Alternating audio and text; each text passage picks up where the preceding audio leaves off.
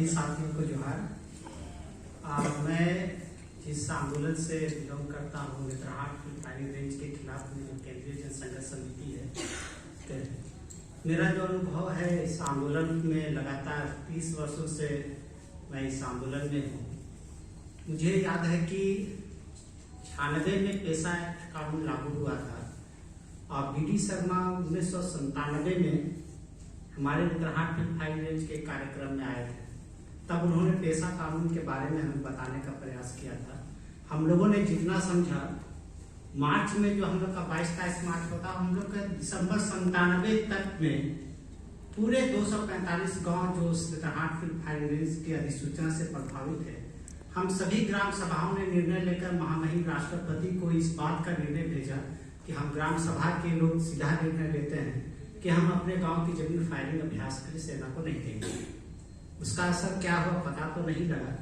लेकिन मुझे लगता है कि देश में शायद पहला वो क्षेत्र रहा होगा जो कि इस निर्णय की कॉपी महामहिम राष्ट्रपति को सौंपा। उसके बाद आंदोलन में काम करने के दौरान ही हमें इस पर कुछ जानकारी हुई और हम लोगों ने ये सोचा कि हम लोगों ने इतने लंबे समय तक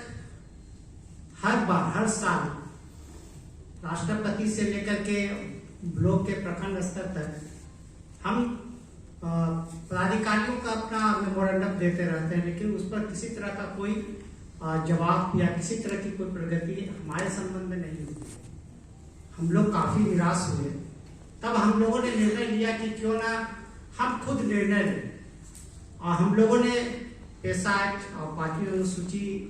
पेशा एक्ट इसको आधार मान करके हमने कहा कि हमको ग्राम सभा को एक संवैधानिक अधिकार दिया है। हम कार्यपालिका भी हैं, हम न्यायपालिका भी हैं और हम विधायिका भी हैं। हम तय करेंगे और इसका निर्णय हमको खुद लेना होगा। और इसी निर्णय को लेकर के पिछले दिनों हम लोगों ने ग्राम सभा के प्रधानों से ये आग्रह किया कि आप ग्राम सभा का आयोजन कीजिए और ग्राम सभा में इस बात का निर्णय लीजिए कि हम नेतरहाट फायरिंग रेंज के लिए अपनी जमीन नहीं देंगे। और ये निर्णय की कॉपी हम लोगों ने थाने के थानेदार से लेकर के ब्लॉक के वीडियो से लेकर के हमने झारखंड के राज्यपाल महामहिम राज्यपाल तक, चीफ मिनिस्टर और चीफ सेक्रेटरी सभी को हम लोगों ने अपना निर्णय का कॉपी दिया और साफ साफ तौर पर बोला कि हम अपनी जमीन नहीं देंगे और जो होगा हम आगे देखेंगे। और इस निर्णय का एक असर ये दिखा कि पिछले दिनों लातेहार के उपायुक्त ने 39 गांव के ग्राम सभा के निर्णय को आधार मानते हुए इस बात को लिखा चीफ सेक्रेटरी को, नेतरहाट फायरिंग रेंज की जो अवधि विस्तार का आवेदन जो आपने इस पर अपनी सहमति, मेरी सहमति भेजी है, तो 40 गांव के ग्राम सभाओं ने यह निर्णय किया है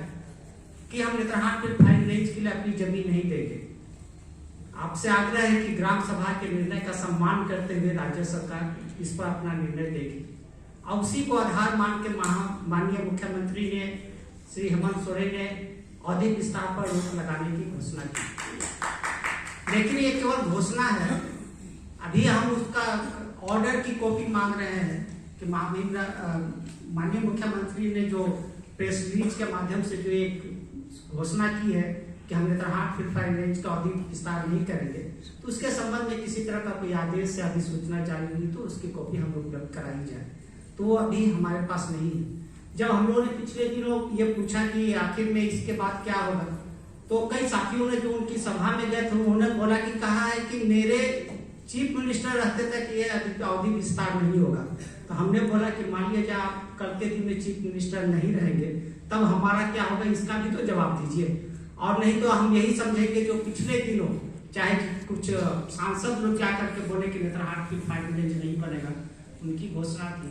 कुछ समय के बाद हमारे पूर्व सीएम माननीय रघुवर दास ने किस बात की घोषणा की थी, वो भी वही झूठा साबित हुआ। और अभी आप जो बोल रहे हैं कि झूठा साबित ना हो, इसके लिए हमको लिखित तौर पर चाहिए कि आप हमको लिख करके दें, आदेश पारित करें कि नेतरहाट फायरिंग रेंज, ताकि 5वीं अनुसूची के अंतर्गत आता है और 5वीं अनुसूची के अंतर्गत इस क्षेत्र में पेशा एक्ट भी लागू है, तो ग्राम सभा के निर्णय का सम्मान करते हुए हम नेतरहाट फायरिंग रेंज का अवधि विस्तार को नहीं करेंगे और ये जमीन हम वहाँ की आम जनता के हाथों में सौंप देंगे। लेकिन इस तरह का कोई वक्तव्य या कोई आदेश आज तक हमारे पास नहीं मिला है। दूसरी बात मैं ये कहना चाहता हूँ जो एक सुझाव के तौर पर होगा कि पिछले दिनों हमारे एरिया में हम लोगों ने ग्राम सभा जब गठन, जो ग्राम सभा है वास्तव में जो पारंपरिक ग्राम सभा है, हमने उसी को थोड़ा बहुत सोचा कि हम लोग तो बोलते हैं हमारे गांव में हमारा राजा, लेकिन हमारे गांव में कितने पेड़ हैं, कितनी मुर्गियां हैं, कितनी बकरियां हैं, कितने लोग हैं, और प्लस है कि हमारी जमीन कितनी है, जो होना चाहिए वो हमारे पास ग्राम प्रधान के पास है ही नहीं। तो हम लोगों ने एक ग्राम सचिवालय का जो कॉन्सेप्ट लेकर के उस इलाके में काम करना शुरू किया, और हम लोगों ने ग्राम सभा बैठ करके जो भी समितियां ग्राम सभा की बनी, उन तमाम समितियों का पूरा लिस्ट थानेदार से लेकर के डीसी ऑफिस तक हम लोगों ने उसको निर्णय कर, जो हमने कमेटी बनाई थी उसको हम लोगों ने बाय पोस्ट उनके पास भेजना शुरू किया कि ये हमारी कमेटी है और इस ग्राम सभा है, इस ग्राम सभा की ये कमेटियां, इसमें ये लोग प्रधानी लोग हैं। और जैसे ही वो कॉपी थाने पहुंचे, एसपी के पास पहुंचा, तो एसपी फोन करके पूछता है कि जरूर ये बताओ कहीं इस इलाके में भी तो पत्थलगड़ी वाला कार्यक्रम तुम लोग नहीं सोच रहे हो। मैंने कहा कि इस तरह का कोई कार्यक्रम नहीं है, लेकिन एक है कि जो पत्थलगड़ी आंदोलन ने सरकारी अफसरों को ही नहीं और भी लोगों को 5वीं अनुसूची को पढ़ने पर मजबूर किया। आज के समय में हमारे क्षेत्र में भी सारे लोगों को 5वीं अनुसूची खोल करके पढ़ना पड़ रहा है, उसको समझना पड़ रहा है। और हम लोग साफ तौर पर सीधे तौर पर आज के तारीख में कह रहे हैं कि हम आपको अर्जित नहीं करेंगे, लेकिन हम आपका स्वागत करेंगे और इस बात को साफ साफ लिखेंगे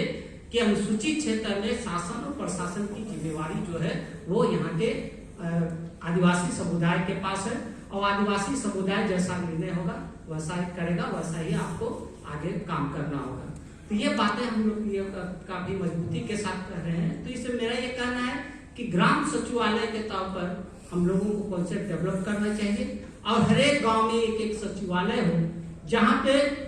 गाँव के पूरे कागजात मतलब जो भी चीज हम सर्वे करेंगे वो तमाम चीजें वहां पर रहे, ताकि किसी को भी किसी चीज की आवश्यकता हो तो वो चीजें वहां पर उपलब्ध कराई जाए। दूसरी बात, पत्थलगड़ी आंदोलन जब हुआ था तब के समय में भी हमने ये कहा था, ताकि उस समय वहां के साथियों ने बोला था कि किसी भी व्यक्ति को हमारे गांव में घुसने से पहले हमको अनुमति लेनी होगी।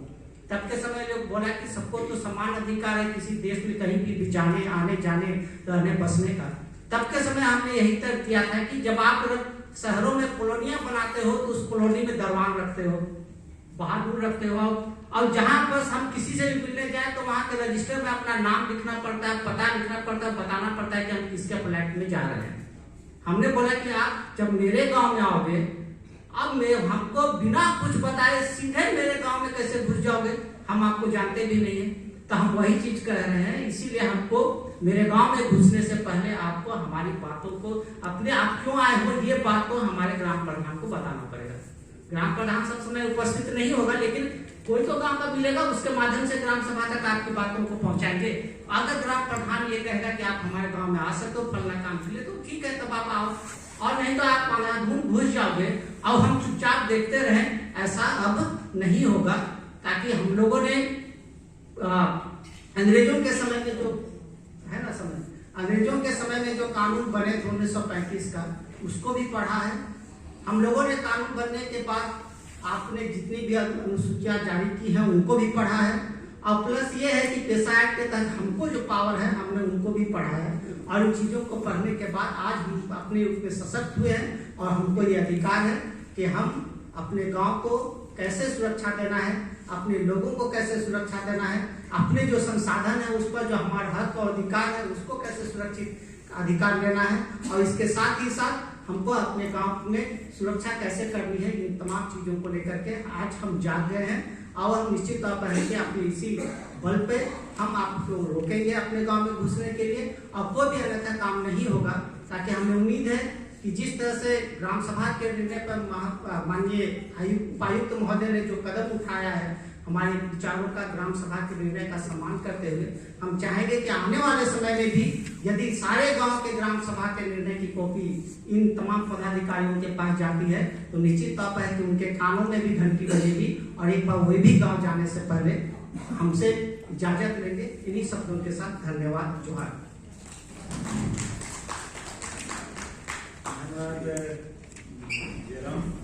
उन्होंने भी इस तरह से नेतरहाट फील्ड फायरिंग रेंज के खिलाफ ग्राम सभा जो स्वायत्त इकाई है उसको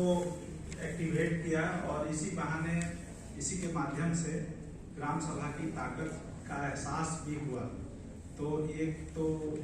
बात उन्होंने ये कही। दूसरी बात ये कही कि